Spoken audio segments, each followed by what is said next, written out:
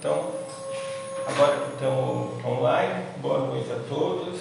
Para aqueles que não me conhecem, eu sou o Luiz Pereira.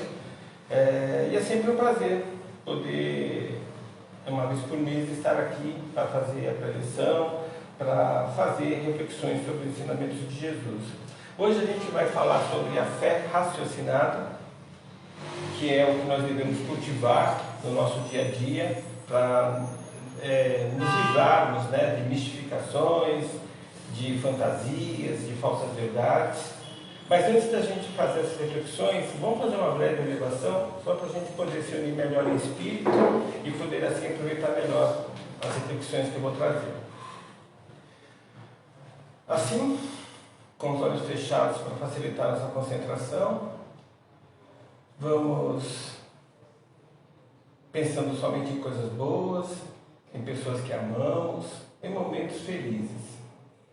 Vamos procurando fazer isso de maneira intensa, como se a pessoa amada estivesse aqui ao nosso lado, como se um momento de alegria e de felicidade estivesse ocorrendo agora.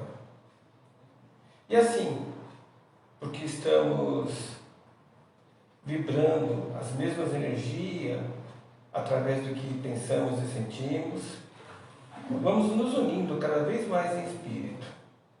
E assim unidos, vamos aproveitar o momento para poder agradecer a espíritos que, mesmo estando desencarnados, procuram nos ajudar na medida do possível.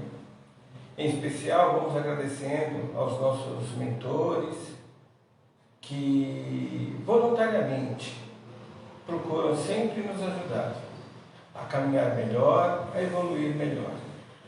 Vamos agradecendo também aos espíritos que, mesmo estando desencarnados, se unem em grupos, em fraternidades, para ajudar a outros espíritos que precisem de algum tipo de ajuda.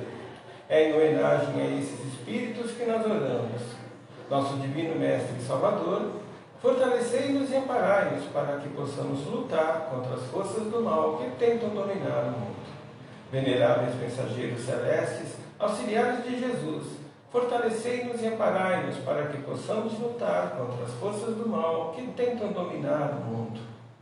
Pai nosso, Criador nosso, fonte eterna de amor e de luz, fortalecei-nos e amparai-nos para que possamos lutar contra as forças do mal que tentam dominar o mundo.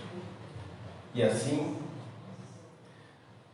unidos que estamos em espírito, vamos nos sintonizando agora com as esferas crísticas para poder agradecer a espíritos do porte de Maria, que foi mãe de Jesus, como do próprio Jesus. A Maria vamos agradecendo pelas bênçãos que envia para toda a humanidade, bênçãos de paz, bênçãos de amor. Que possamos nós estarmos sempre receptivos a essas bênçãos e que possamos distribuir essas bênçãos de maneira farta a todos aqueles que estiverem à nossa volta. A Jesus vamos agradecendo pelos seus ensinamentos, pelos exemplos que nos deixou quando aqui esteve encarnado. Que possamos nós vivermos como verdadeiros discípulos, para que assim, com o nosso exemplo diário, possamos motivar e incentivar a que outras pessoas também vivam de maneira cristã. E agora, vamos nos sintonizando com o nosso Pai Maior. Ele que é o Criador desse universo, Ele que se manifesta em todo o tempo e em todo lugar, e que, portanto, está aqui manifesto em tudo que nos cerca, incluindo a nós mesmos. Vamos agradecendo por tudo que temos, por tudo que somos e pela consciência que precisamos sempre nos trabalhar para melhor sermos.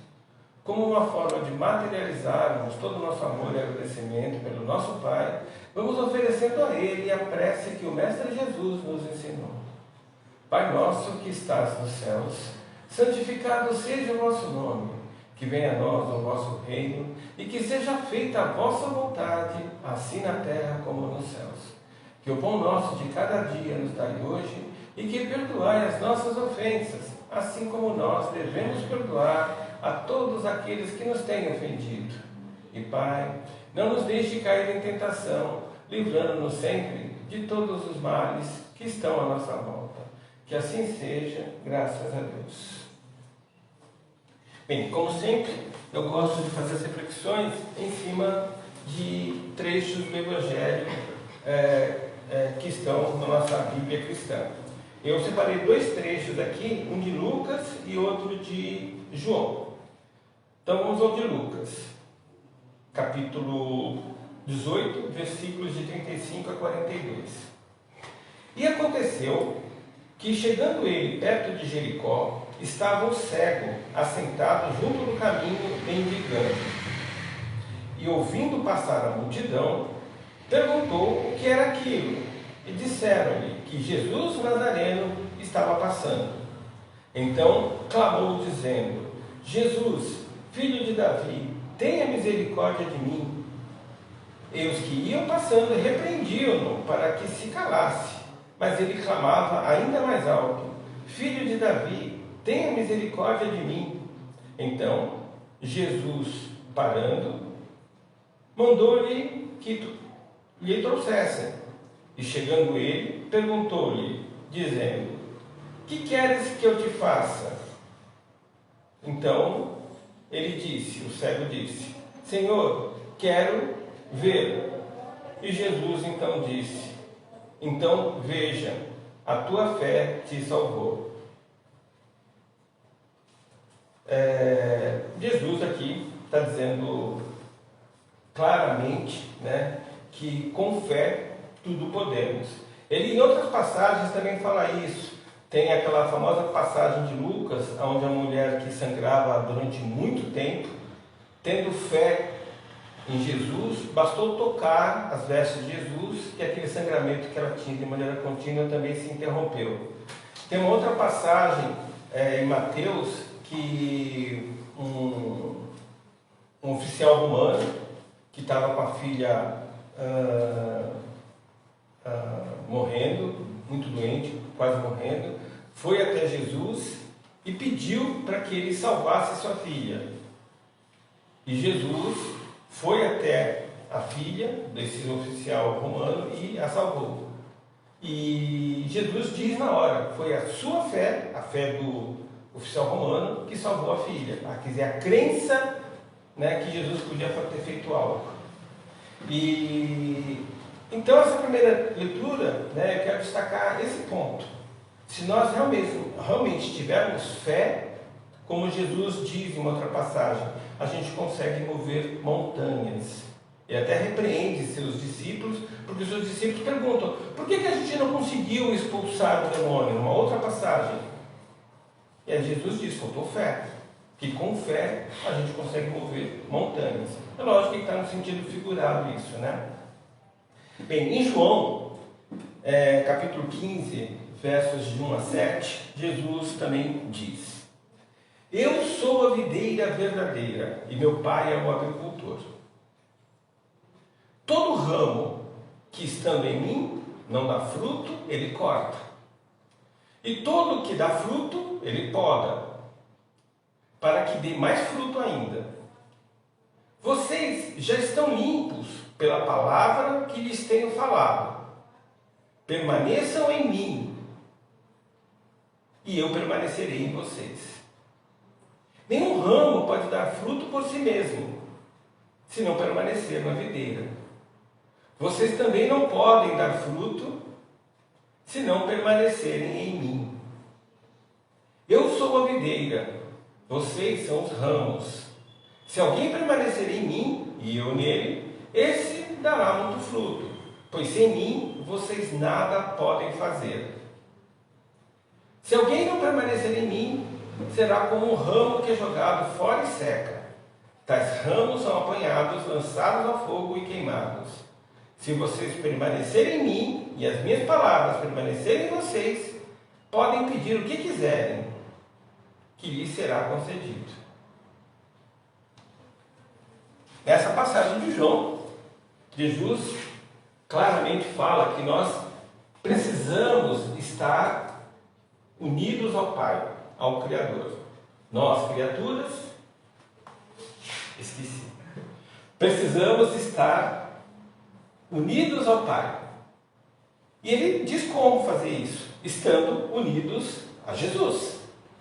Essa união que ele quer dizer com Jesus, ele quer nos dizer que nós precisamos seguir os seus ensinamentos, estar sintonizados com aquilo que ele trouxe, com a mensagem que ele trouxe, com o evangelho que ele trouxe. A propósito, o evangelho é uma palavra grega que significa boa notícia. Então, quando um grego queria dar uma boa notícia para um outro grego, ele falava: eu tenho um evangelho para te dar, eu tenho uma mensagem para te dar, uma boa mensagem, uma boa notícia, eu tenho um evangelho. Então, Jesus nos trouxe um evangelho, uma boa mensagem, uma boa notícia. E nós precisamos conhecer essa boa notícia. Por isso que nós precisamos estudar o evangelho. Não para conhecer a vida de Jesus, mas para conhecer os seus ensinamentos, que é o que realmente faz a diferença para nós. Estar com Jesus é conhecer os seus ensinamentos e, o mais importante, vivenciá-los na prática no nosso dia a dia. Ser cristão é ser discípulo de Jesus. E o que faz um discípulo? Segue o mestre. O que é seguir o mestre? Viver no seu dia a dia conforme os ensinamentos e exemplos que o mestre deixou, mesmo que ele não esteja vivo. Mas como que eu vou seguir esses ensinamentos, esses exemplos, se eu não conheço a vida do meu mestre? Se eu não conheço os ensinamentos do meu mestre? Então, se eu quero verdadeiramente honrar o título de cristão, o título de discípulo de Jesus, eu tenho que viver no meu dia a dia de acordo com os seus ensinamentos, com os seus exemplos. E por isso eu preciso ler os evangelhos. Eu digo mais, não só os canônicos, que são aqueles 4 que estão na Bíblia cristã, né? Pela ordem pela ordem Mateus, Marcos, Lucas e João. Mas nós temos os apócrifos, que não são reconhecidos pela Igreja Católica, nem pela Evangélica, mas existem, também trazem grandes ensinamentos: o Evangelho de Filipe, o Evangelho de Tomé, o Evangelho de Pedro. Mas eles são apócrifos, né? Alguns epígrafos, a gente não sabe se a autoria é verdadeira, se são inspirados, pelo menos é isso que diz a Igreja Cristã oficial. O que importa quem escreveu? Né? Se são epígrafos, se são apócrifos, o que importa é o conteúdo, e o conteúdo é de valor. O Evangelho de Maria de Madalena. Sou testemunha que mal não vai fazer para vocês, mas o importante é ler. Leiam primeiro os canônicos, é o básico, mas procurem ler. Conhecimento não ocupa espaço, conhecimento traz sabedoria. E o conhecimento é informação refletida, pensada, questionada. Então eu preciso, para conseguir a informação, eu preciso ler. Então, estar com Jesus é a forma mais fácil de eu estar com o Criador. Quando eu falo estar, eu digo em comunhão, em união, em sintonia. Com Jesus. Por que Jesus fala para estar com Ele? Porque é a forma mais fácil. Porque Jesus está em sintonia, em comunhão com o Criador, com o Pai. Se eu estiver em sintonia com Jesus, automaticamente eu vou estar com o Pai. E por isso que ele faz em João essa analogia da videira. O divino Criador é o agricultor, é o dono da videira. Jesus é a videira. Nós somos os ramos.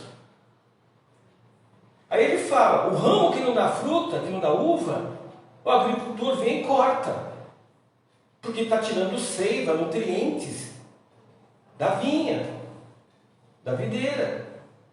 Então, se a gente não dá frutos, não faz boas obras, a gente é removido, dissolvido, retirado. A natureza é assim: tudo aquilo que não tem serventia, não contribui, a natureza recicla.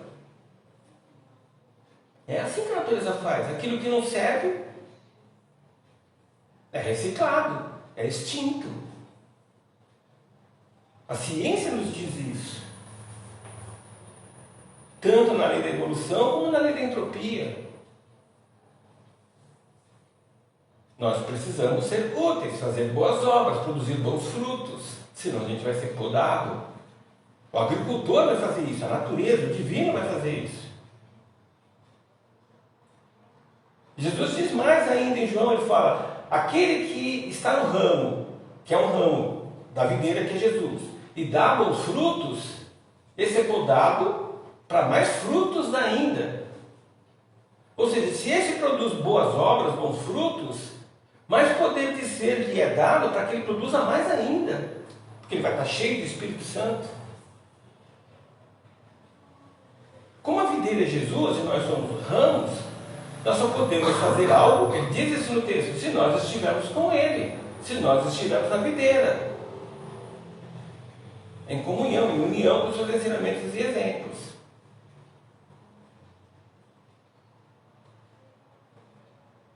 Mas o que é ter fé? Para eu estar em Jesus, eu preciso ter fé em Jesus, porque aí eu tenho fé em Deus. Fé é confiança. Fé é confiança. Eu confio nos ensinamentos de Jesus, nos exemplos que ele nos deixou. Então a fé é isso, confiar no Mestre. Mas essa fé, gente, não precisa, não deve ser cega. A fé tem que ser robusta. Porque é a fé robusta que nos faz ter poder de ser, que nos faz ter poder de movimentar montanhas. É a fé raciocinada, como nós espíritos costumamos dizer. Kardec colocou isso, tanto no Livro dos Espíritos, como no Evangelho segundo o Espiritismo. Que a fé tem que ser raciocinada, porque somente assim ela é uma fé robusta,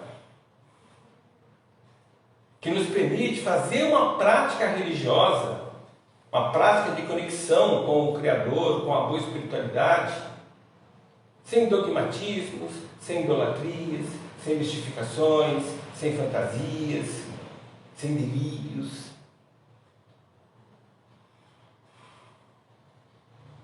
Por isso que nós devemos buscar o conhecimento. E isso a gente faz através da prática da ciência e da prática da filosofia. Kardec disse isso.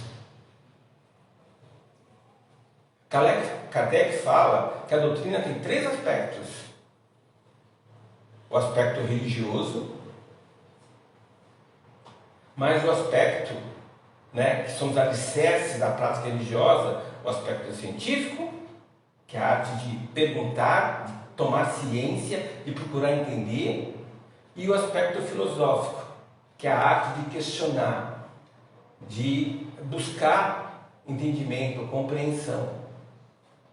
A ciência formal tenta, através do método científico, responder às questões levantadas filosoficamente, mas não consegue todas, porque aquilo que é da matéria, o método científico consegue tratar. A metodologia desenvolvida pela humanidade.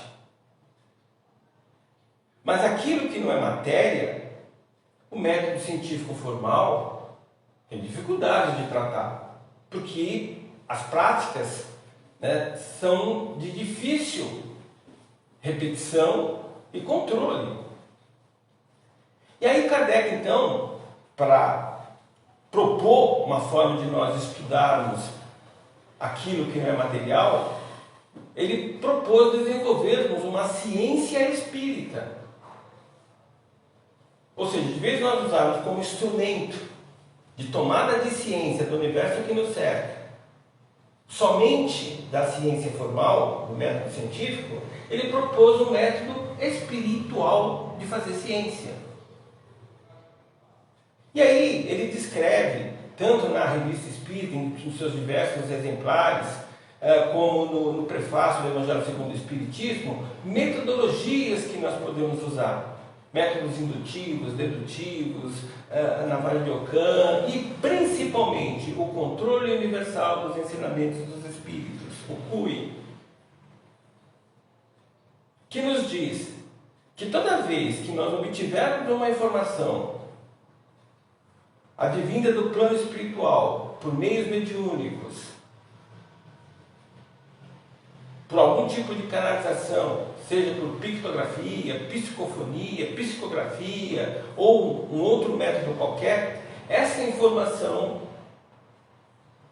só pode ser considerada como corpo da doutrina, como parte da doutrina, se ela passar por um processo de múltipla atestação de maneira independente. Ou seja, se algum espírito, através de um médium, trouxe uma informação por meios psicográficos, que é o método mais comum, através de uma psicografia, aquela informação tem que ser atestada, confirmada, por um outro médium que não conheça o primeiro médium, de maneira independente. Se possível até de outra religião, de outra cultura. Aí, essa informação fica doutrinária. Foi assim que a doutrina espírita foi desenvolvida na década de 50, 60 do século XIX. Kardec formulava questões, enviava para diversos grupos que se reuniam para fazer práticas mediúnicas, reuniões mediúnicas, isso tanto em Paris, como no interior da França, como na Inglaterra, como nos Estados Unidos. Quando as perguntas vinham, ele, com a ajuda dos seus mentores, do Espírito da Verdade, ele compilava respostas. Isso é muito questionado, porque ele não documentou como deveria ter documentado todo o processo. Eu estou descrevendo como ele disse que fez.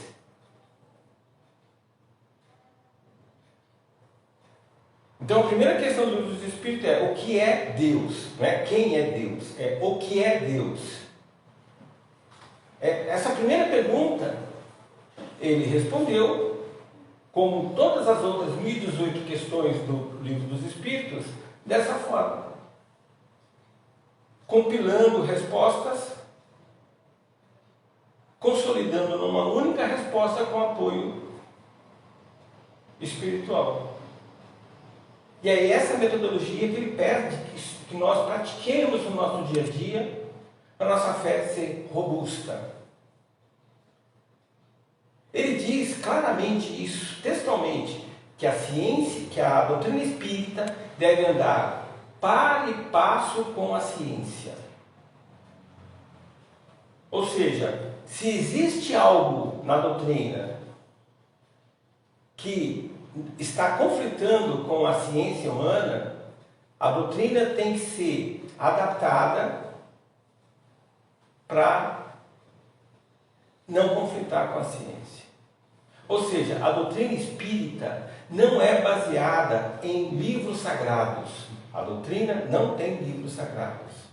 A doutrina não tem revelações feitas por um único espírito. A doutrina não pode ter dogmas, tem princípios. A doutrina não tem liturgias. Por quê? A ideia é fazer a prática religiosa livre, justamente dessas práticas que corrompem a prática religiosa, a conexão com a boa espiritualidade. Isso não quer dizer que a ciência espírita, que a doutrina espírita tem que ser ortodoxa. Só vale o que está em Kardec.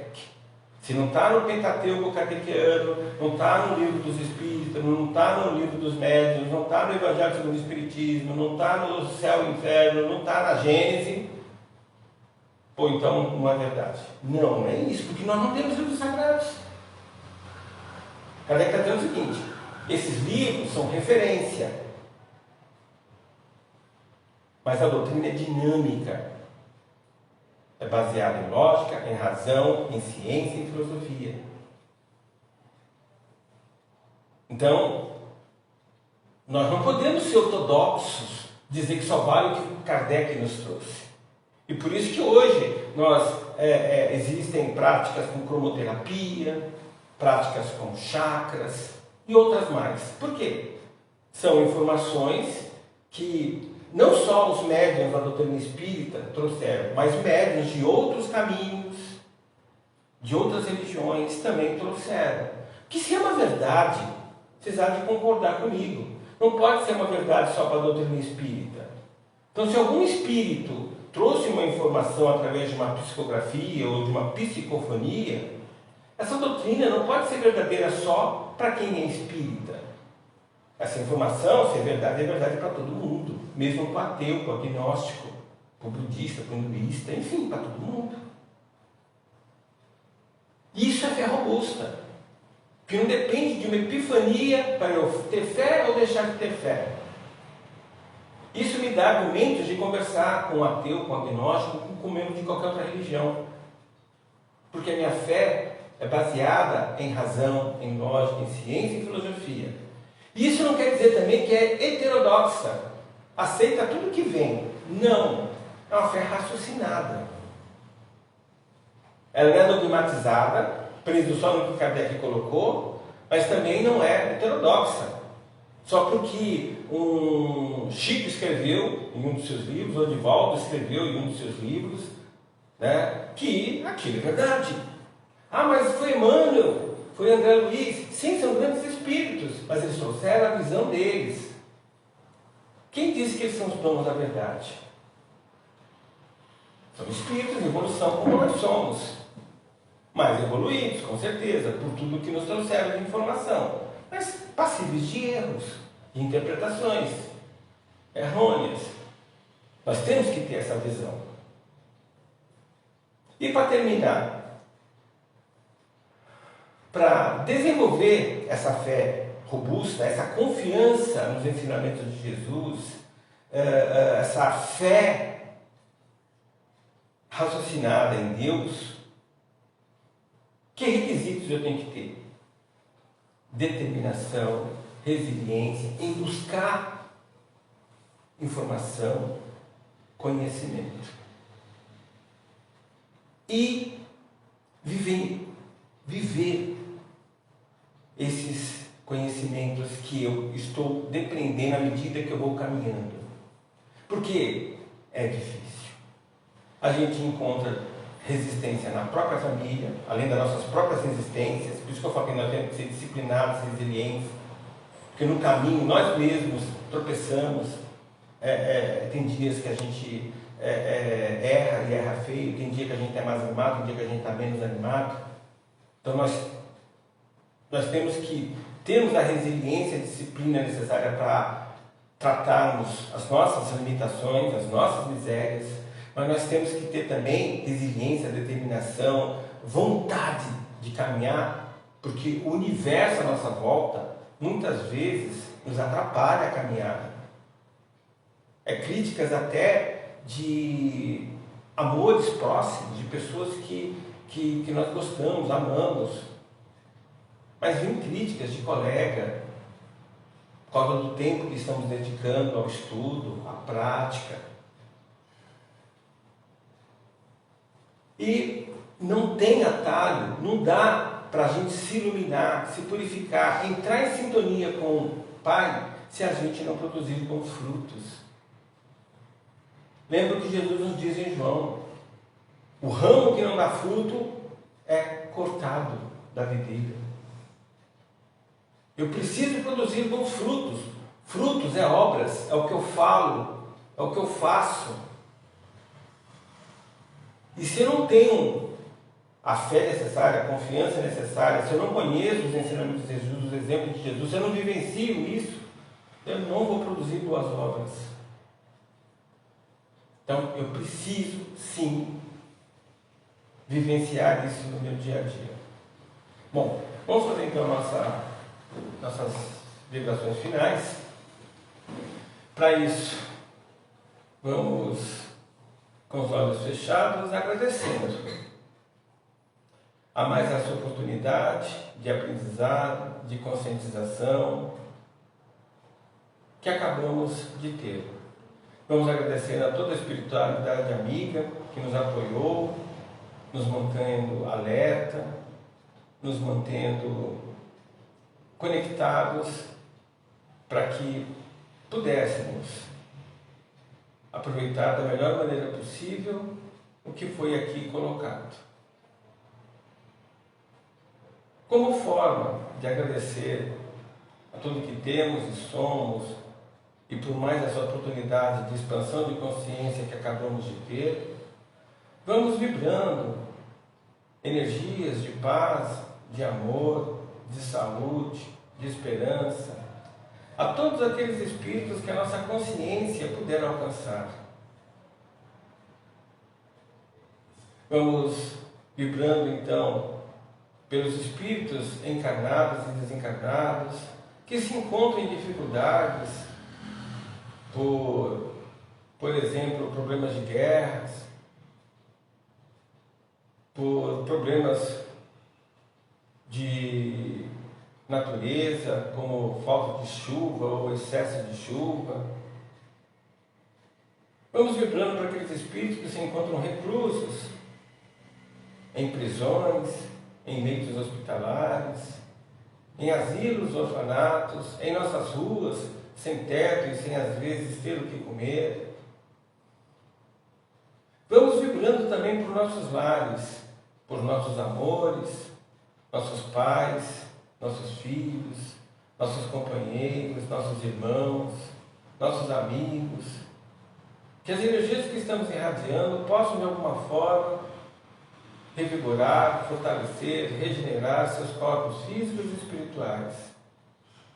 Vamos vibrando energias que possam imantar as águas de nossas casas, para que elas acumulem energias restauradoras, de forma a apoiar a todos aqueles que a beberem. E vamos vibrando, por fim, por nós mesmos, que nós possamos manter a consciência que precisamos confiar, ter fé nos ensinamentos e nos exemplos que Jesus nos deixou, porque assim, estando em sintonia com Ele, estaremos em sintonia com o Pai, unos com o nosso Criador.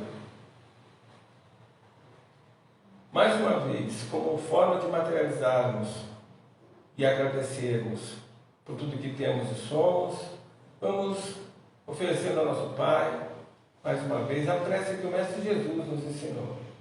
Pai nosso que estás nos céus, santificado seja o vosso nome, que venha a nós o vosso reino, e que seja feita a vossa vontade, assim na terra como no céu.